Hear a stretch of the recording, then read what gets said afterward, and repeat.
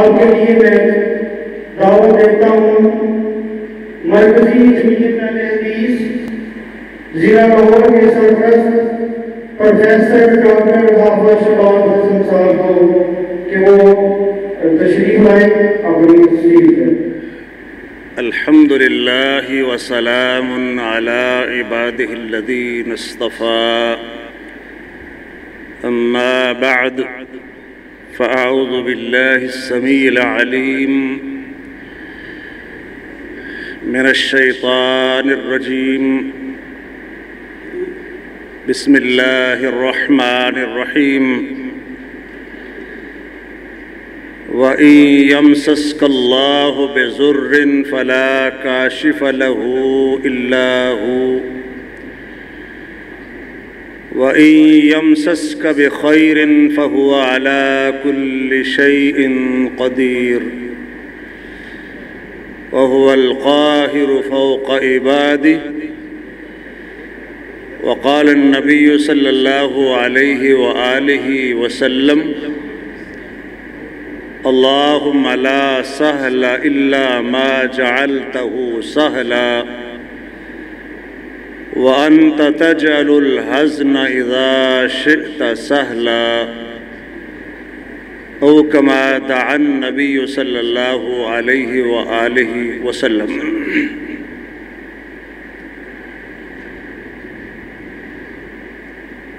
سامعین ذی وقار، اللہ جل شانہ نے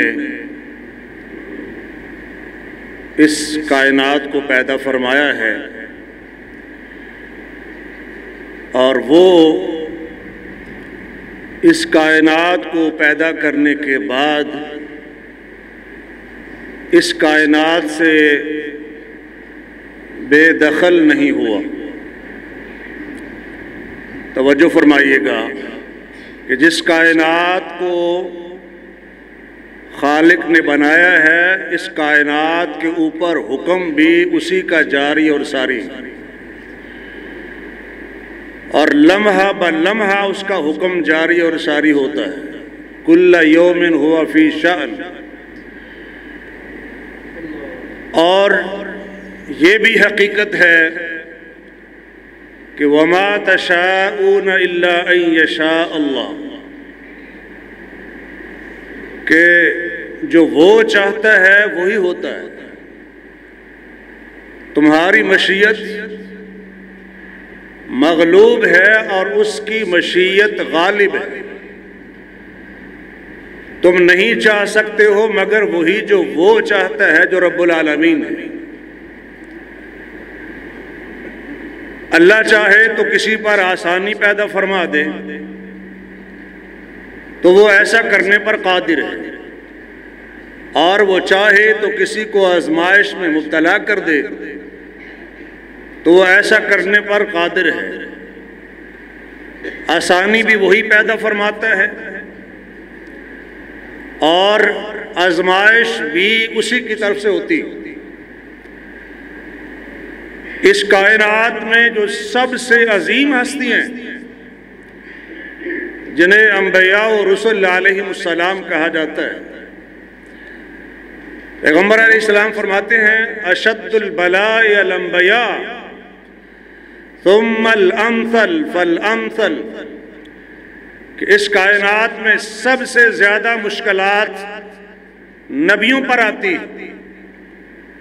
اور پھر جو ان کے قریب ہوتے ہیں اور پھر جو ان کے قریب ہوتے ہیں۔ مطلب یہ ہے کہ ایمان کم ہوتا جاتا ہے تو آزمائشیں بھی کم ہوتی جاتی ہیں، اور آپ کے علم میں ہونا چاہیے کہ آزمائشیں مومنوں کے لیے ہوتی ہیں۔ یہ مصیبتیں کافروں کے لیے تو عذاب کی حیثیت رکھتی، مومن جو ہے اسے آزمایا جاتا ہے، اور وہ بھی وہ مومن جن کا ایمان مضبوط ہوتا ہے۔ اور اگر ہم اپنی بات کریں تو شاید پہلے سے ہم آزمائے ہوئے ہیں۔ مومن باعمل اس کی آزمائش ہوتی، اور مومن جتنا ہی بڑا ایمان والا ہوگا، جتنا بڑا باعمل ہوگا، اسی قدر اس کو آزمائشوں سے مشکلات سے گزرنا ہوتا ہے۔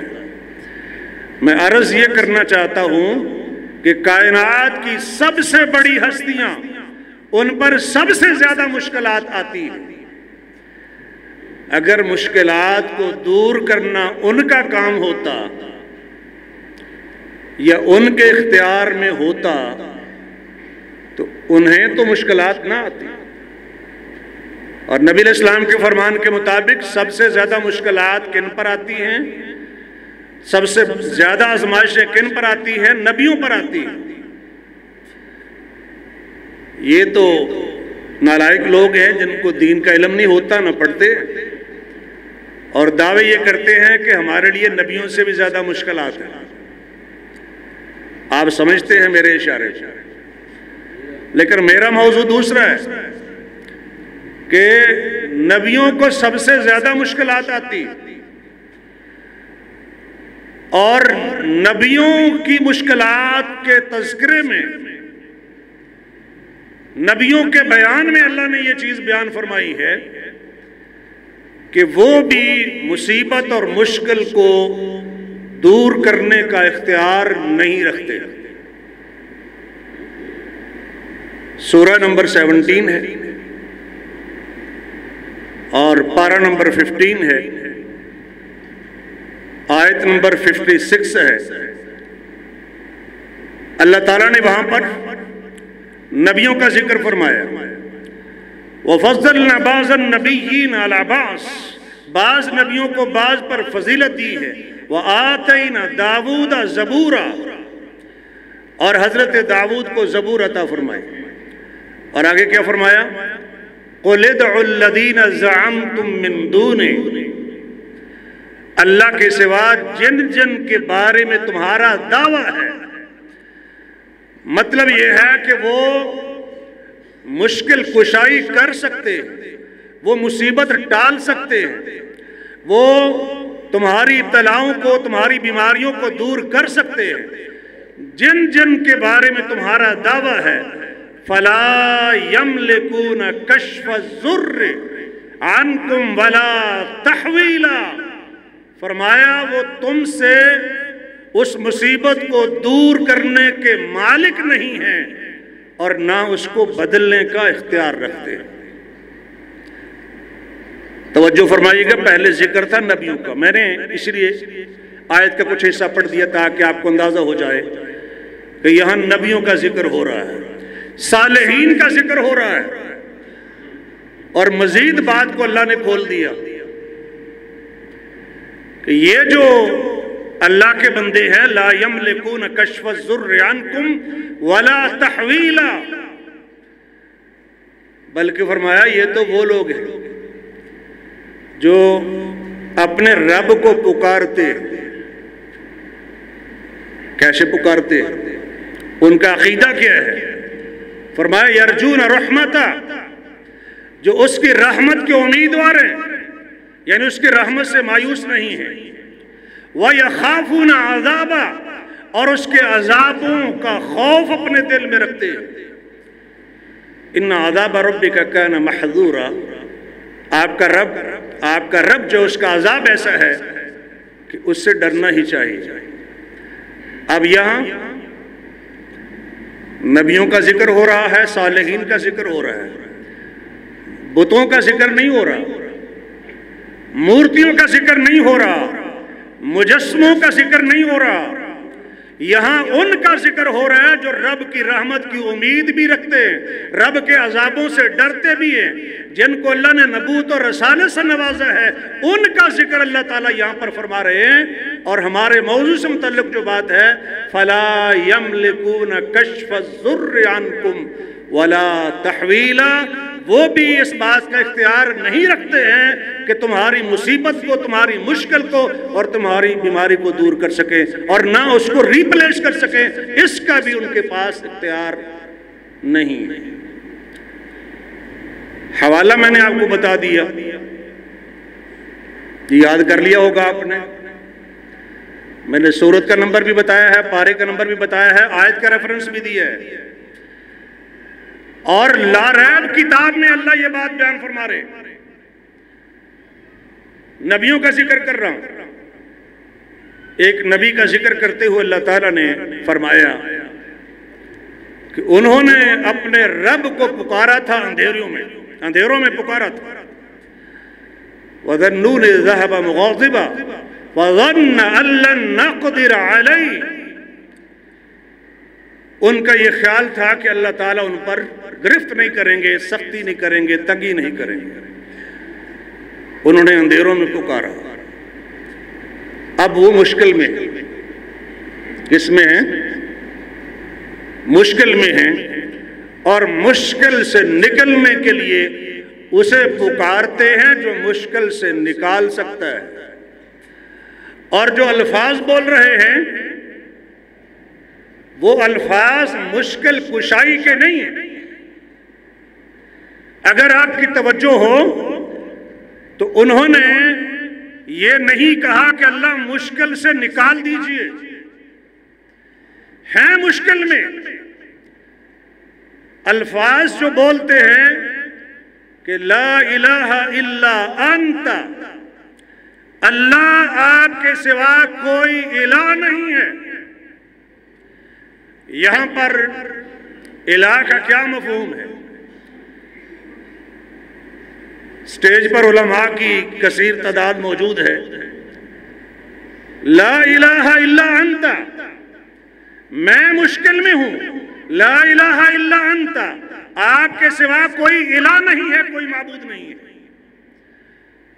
معنی یہ ہے کہ آپ کے سوا اس مشکل سے نکالنے والا اور کوئی نہیں ہے، اور جو اس مشکل سے نکالنے والا ہے وہ الہ ہے، اور الہ اس کے علاوہ اور کوئی نہیں ہے. اور ہم سمجھتے ہیں کہ اگر مسلمان لا الہ الا اللہ کو اچھی طرح پڑھ لیں، سمجھ لیں، تو یہ مسئلہ تو حل ہو جائے گا، اور شاید آپ کو آئندہ اللہ ہی مشکل کشا کانفرنس کرنے کی ضرورت پیش نہ آئے. لیکن شرط کیا ہے؟ کہ مسلمان کلمے کے پہلے حصے لا الہ الا اللہ کو سمجھ لیں، الہ کو سمجھ لیں. الہ کون ہے؟ اب قرآن یہ کہہ رہا ہے کہ جو مشکل میں ہے، مشکل کشائی کے لیے مشکل کشا الہ کو پکارتا ہے، اور وہ کہتا ہے اللہ کا بندہ کہ آپ کے سوا کوئی الہ نہیں ہے اور میں قصوروار ہوں. یہ بندگی ہے نا. لا الہ الا انت سبحانک انی کنت من الظالمین، میں قصوروار ہوں. تو یہ بندگی کا اظہار ہے. دوسروں کو حق نہیں پہنچتا کہ انہیں ظالم کہے. لیکن یہاں یہ سوال پیدا ہوتا ہے، بھائی وہ تو اللہ کے نبی تھے، ہم تو گناہگار ہیں، کمزور بندے ہیں، نبیوں کی تو اللہ سنتا ہے، تو ہماری کیسے سنیں گا؟ اور اس طرح کے جملے وہ لوگ بولتے ہیں جو نماز میں پڑھتے ہیں سمع اللہ لمن حمیدہ، کہ اللہ نے ہر اس بندے کی بات سن لی جس نے بھی اس کی تعریف کی. لمن حمیدہ، حمد بیان کر رہا ہے اور یہ کہہ رہا ہے کہ اللہ نے سن لیا. اور اگر وہ کہتا ہے کہ اللہ ہماری نہیں سنتا تو یا اس کی وہ بات درست تھی یا یہ بات درست ہے. اور اللہ نے تو قرآن میں مسئلہ حل کر دیا کہ ہم نے ان کو غم سے نجات دی. فَاسْتَجَبْنَا لَهُ، ہم نے ان کی التجا اور پکار کو سنا اور ان کو نَجَّيْنَاهُ مِنَ الْغَمِّ، غم سے نجات دی. اور کوئی یہ نہ سمجھے کہ وہ تو نبی تھے، ان کو اللہ نے نجات دی. فرمایا وَكَذَلِكَ نُنْجِي الْمُؤْمِنِينَ، ایمان والوں کو اسی طریقے سے ہم غموں سے نجات دیتے ہیں. جو غم میں ہو، مشکل میں ہو، ہم میں ہو، پریشانی میں ہو، کسی ٹینشن میں ہو، اس مالک کو پکارے تو وہ غموں سے نجات دینے والا ہے. وَكَذَلِكَ نُنْجِي الْمُؤْمِنِينَ. قرآن کے دو مقامات وہ ہیں جہاں اللہ تعالیٰ نے لائے نفی جنس کا استعمال کیا ہے. میرا یہ جملہ سب لوگوں کے لیے نہیں ہے، میں آسان لفظوں میں بھی اس بات کو عرض کروں گا اللہ تعالیٰ فرماتے ہیں، سورت نمبر 6 ہے، پارہ نمبر 7 ہے اور آیت نمبر 17 ہے، سورت الانعام۔ اللہ تعالیٰ فرماتے ہیں وَإِن يَمْسَسْكَ اللَّهُ بِضُرٍّ، اے نبی اگر آپ پر بھی کوئی مصیبت آئے، کوئی بیماری آئے، کوئی پریشانی آئے، آپ کا بھی اگر کوئی نقصان ہو جائے، وَإِن يَمْسَسْكَ اللَّهُ بِضُرٍّ فَلَا كَاشِفَ، اور میں ذرا واضح کر کے پڑھ دوں، فَلَا كَاشِفَ، لا کاشفہ، تو کوئی نہیں ہے اس کو کھولنے والا، اس کو دور کرنے والا۔ یہ کوئی نہیں ہے کس کا ترجمہ ہے؟ لا کا معنی تو آپ سمجھتے ہیں نہیں ہوتا ہے، لیکن کوئی کس لفظ کا معنی ہے؟ یہاں وہ کوئی لفظ نہیں ہے، کوئی کس کا معنی ہے؟ یہاں وہ کوئی لفظ نہیں ہے، وہ ہے کہ لام الف لا اور اس کے بعد اسم نکرہ لائے نفی جنس، مطلب یہ ہے کہ یہ جس لفظ سے پہلے لا آ رہا ہے اس کی ٹوٹلی مکمل نفی کر دیتا ہے کہ کوئی ایک بھی نہیں ہے جو اس مشکل کو دور کرنے والا ہو۔ آپ کو کلمے کا ترجمہ تو آتا ہے نا، لا الہ، لائے نفی جنس، اللہ کے سوا کوئی معبود نہیں ہے، لائے نفی جنس، اللہ کے سوا ہر معبود کی نفی کر دی۔ اور یہ تو پتہ ہے نا آپ کو، لا صلاۃ لمن لم یقرأ بفاتحۃ الکتاب، یہاں پر بھی لا صلاۃ لائے نفی جنس ہے۔ لا شریک لہ، اللہ کا کوئی شریک نہیں ہے، جیسے شریک پر لائے نفی جنس آیا، ہر قسم کے شریک کی نفی ہو گئی۔ جب الہ سے پہلے لائے نفی جنس آ گیا، اللہ کے سوا ہر الہ اور معبود کی نفی ہو گئی۔ اور جب لا صلاۃ، صلاۃ سے پہلے لائے نفی جنس آ گیا تو فاتحہ کے بغیر کوئی نماز نہیں ہوتی، یعنی جس نماز کو آپ نماز کہتے ہیں وہ نہیں ہوتی الا بفاتحۃ الکتاب۔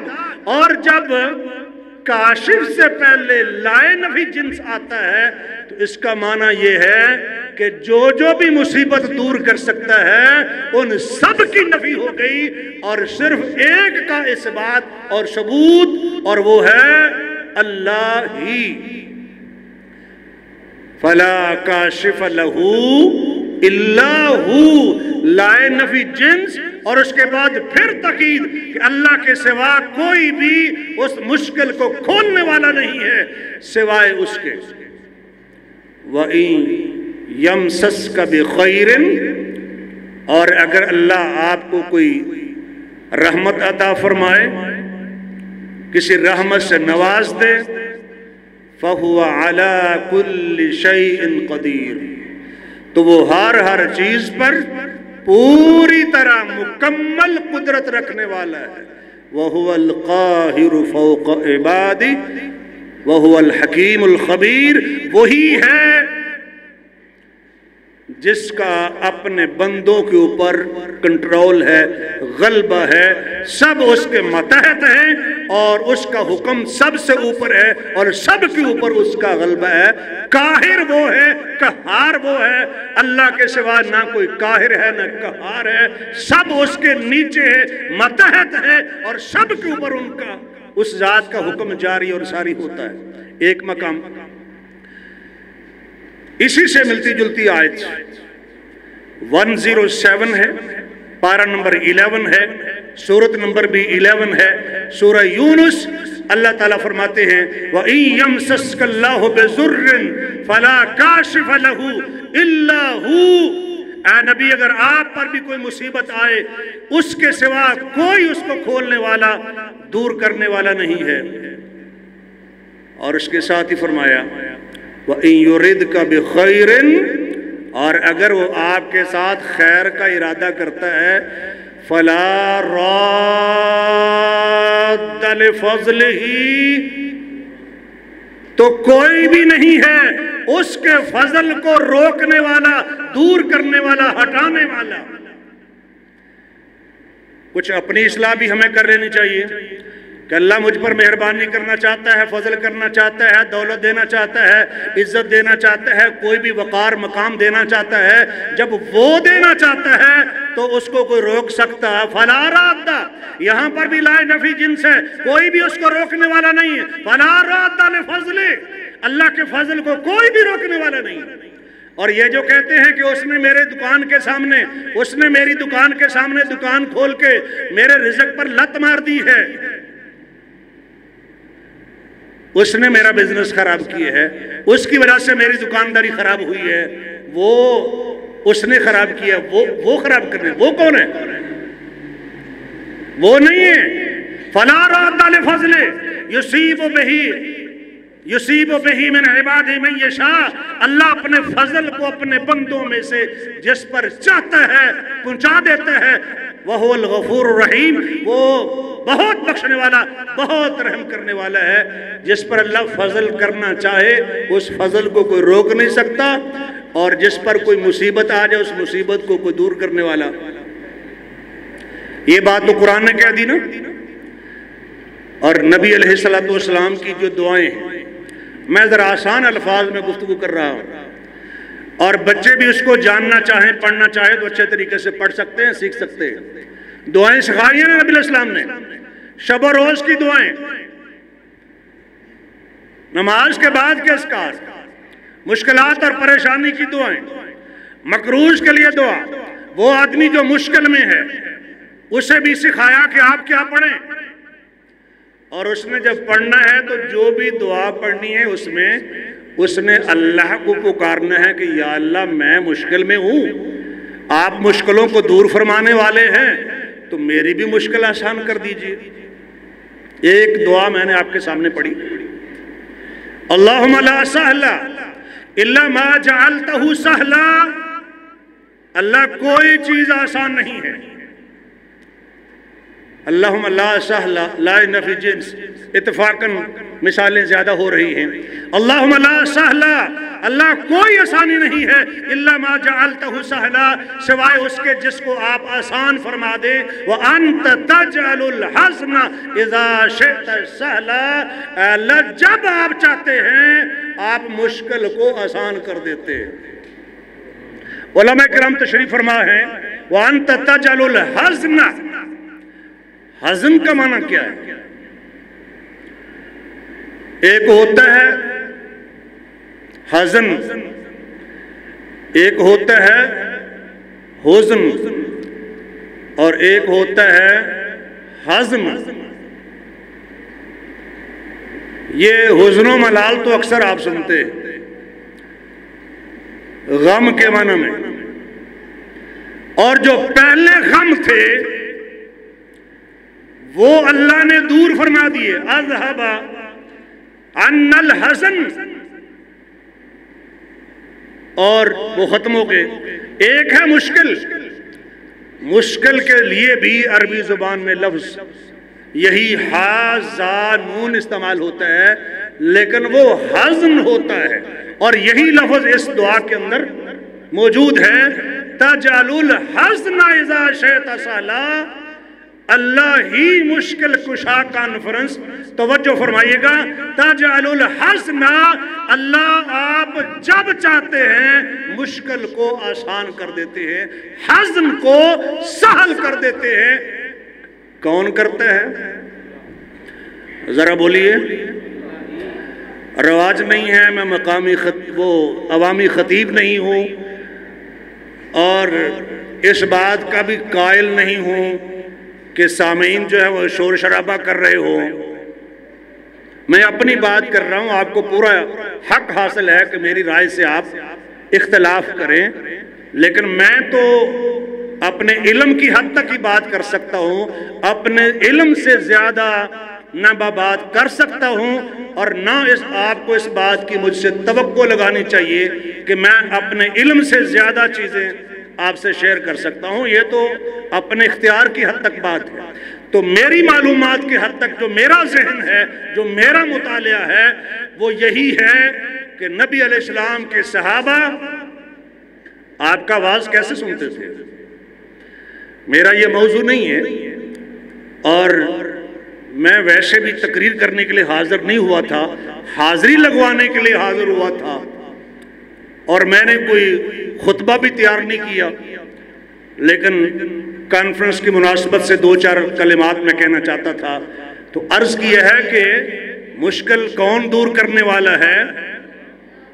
جو بات پوچھی جائے مقرر کی طرف سے اس کا جواب درست ہے، دیا جانا چاہیے، اور غیر اختیاری طور پر اگر سبحان اللہ زبان سے جاری ہو جائے گنجائش شرن اس میں موجود ہے، لیکن شور شرابہ پورے مجمع کا، آپ نے کچھ مجلسیں دیکھی ہوں گی، میں جان بوجھ کے مجلس کا لفظ بول رہا ہوں تاکہ آپ کو پوری بات سمجھ آئے اور میرا اشارہ بھی آپ کو سمجھ آئے، میں اچھل کود جو چل رہی ہوتی ہے نبی علیہ السلام کے واعظ میں، تو کیفیت یہ ہوتی تھی جیسے سروں پر پرندے بیٹھے ہوئے، ذرا سا ہلے تو پرندے اڑ جائیں۔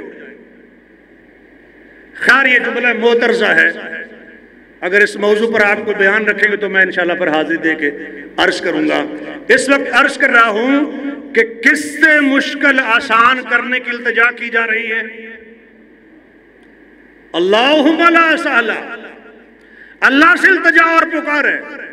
اللہم انی عبدک وابن عبدک وابن امتک ناصیتی بیدک ماضٍ فی حکمک عدل فی قضاؤک اسألک بکل اسم هو لک سمیت بہ نفسک او انزلتہ فی کتابک او علمت احدا من خلقک او استأثرت بہ فی علم الغیب عندک ان تجعل القرآن ربیع قلبی ونور صدری وجلاء حزنی وذہاب ہمی۔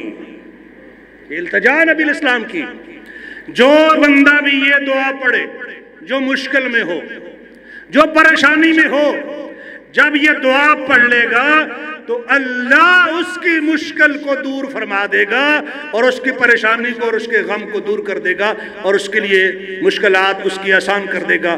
کون دور کر دے گا؟ ترجمہ تو آپ کو سمجھ آ رہا ہوگا۔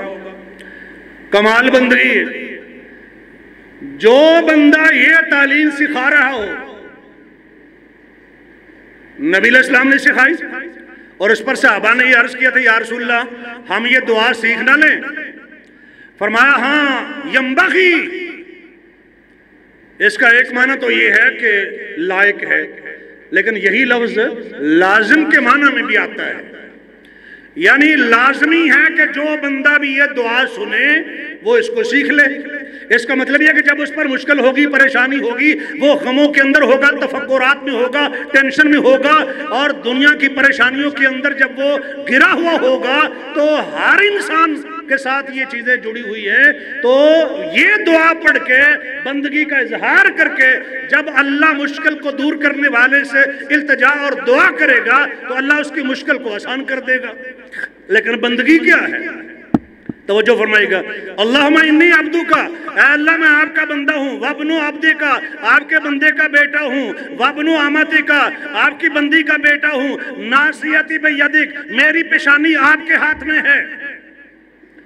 میں کیا عرض کرنے لگا ہوں کہ جو یہ دعا سیکھے سکھائے اس کے اندر تو عاجزی ہوگی، انکساری ہوگی، وہ تو اس کے در سے التجائیں کرے گا، اس کی جناب میں جھکے گا ہر پریشانی اور مشکل میں۔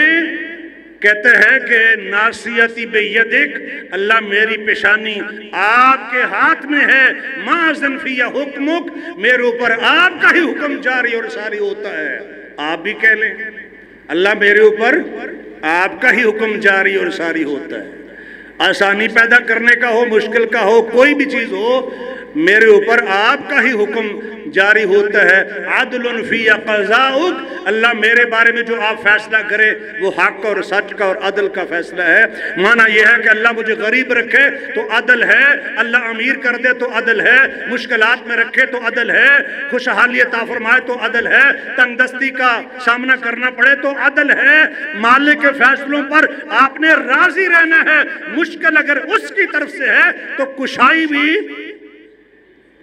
عدل فی قضاؤک اسألک بکل اسم हुवा लाका, अल्लाह मैं आपके हर उस नाम के वसीले से आपसे सवाल करता हूँ, आपसे इल्तिजा करता हूँ। किससे इल्तिजा करता हूँ, जरा तवज्जो कीजिएगा। आपसे सवाल करता हूँ हर उस नाम के वसीले से जो आपने अपना नाम खुद रखा है। और अल्लमतहु अहदम मिन खल्क़िका, अल्लाह आपके उस नाम के वसीले से भी आपसे इल्तिजा करता हूँ जो आपने अपनी किसी मखलूक को सिखाया है।